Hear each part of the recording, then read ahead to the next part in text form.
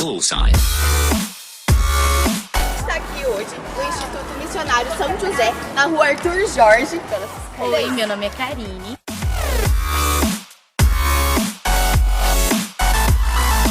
E eu vou contar pra vocês o porquê da escolha deste jardim. O fato de já o conhecermos e ele nos transmitir boas sensações, resolvemos apresentá-los para vocês. Oi, meu nome é Andreia.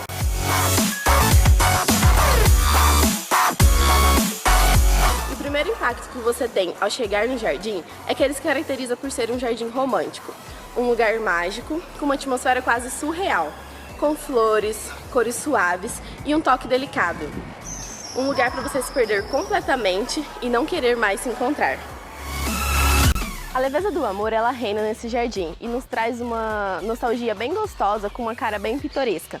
Porém, a gente fazendo uma análise mais crítica, a gente consegue observar que existem outros estilos nesse jardim. Oi, meu nome é Manuela.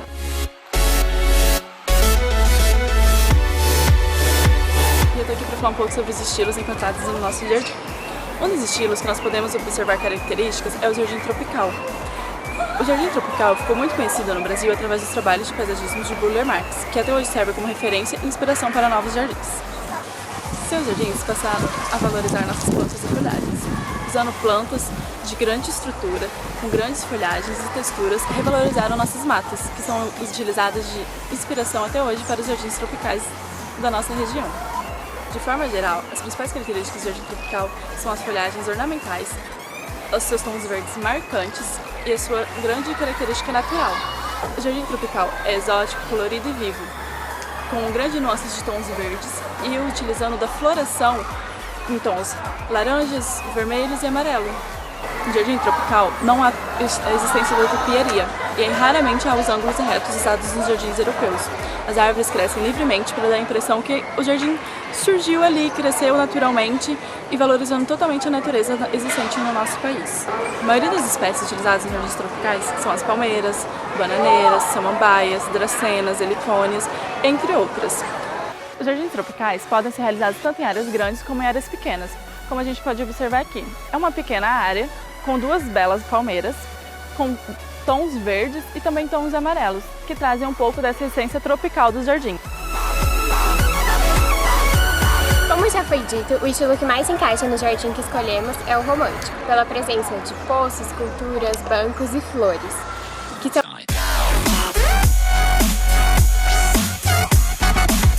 elementos que garantem a tranquilidade e a paz que esse tipo de jardim transmite. Um estilo de jardim romântico muito importante e conhecido é o Jardim de Luxemburgo, na França.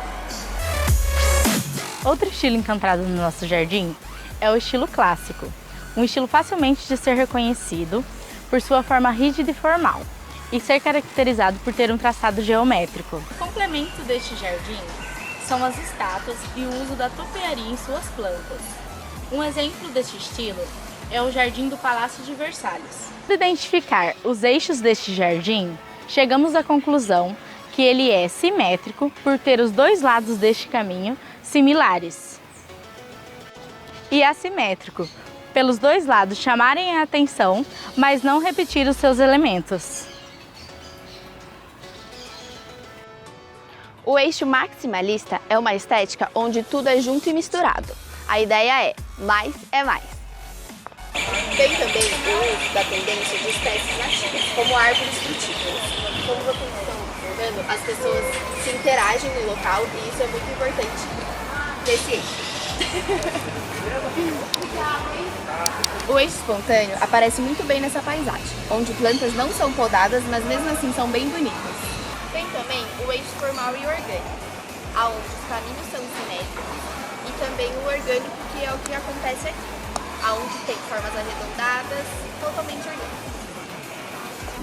Ele se encaixa também no eixo literal, por não possuir nenhum elemento que simbolize outra coisa. Então a grama simboliza a grama, o banco simboliza o banco.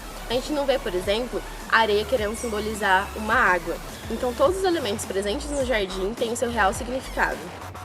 A macrotextura também pode ser observada no nosso jardim, como por exemplo nessa planta, onde a gente pode observar as suas folhas grandes e que se distinguem muito bem umas das outras.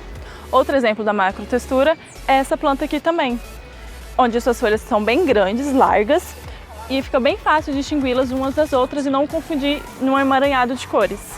Porém, a microtextura é encontrada com mais facilidade dentro do nosso jardim. Por exemplo, nessa árvore, onde suas folhinhas são bem pequenas, bem fininhas e elas, olhando de longe, elas se perdem e você não consegue distinguir umas das outras. Para que ele seja sempre um jardim romântico, é importante ressaltar que a grande sacada é você escolher plantas que se desenvolvam em diferentes períodos. Assim você pode ter sempre um jardim florido.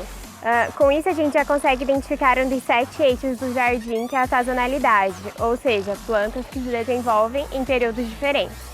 Apesar do verde predominar, nós podemos notar a presença da cor nas flores, com tamanhos e formatos distintos que transmitem diferentes sensações.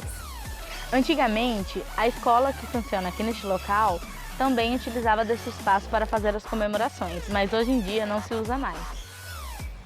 Bom, a manutenção e a limpeza do jardim a gente consegue observar bastante, que ele é sempre bem cuidado, bem limpinho e tudo no seu lugar, tudo bem ajeitadinho. You can't wait on their affirmation.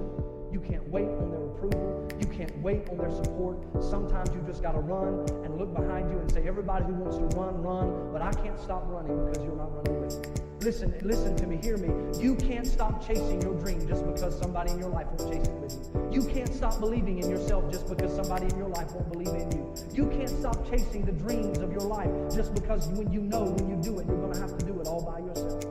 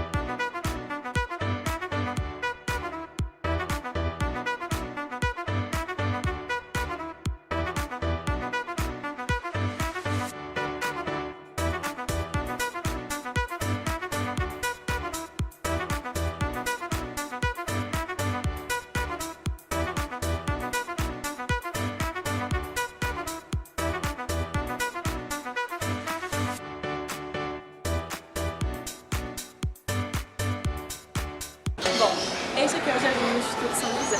A gente espera que vocês tenham gostado. E sentido um pouco de como é estar nessa atmosfera de amor, paz, tranquilidade e fé. Nos fazem mesmo que por um minuto você tá com os bugs observando. Sentir a presença de Deus nas pequenas coisas. Que passa despercebida na correria do dia a dia, mas que são essenciais da nossa vida.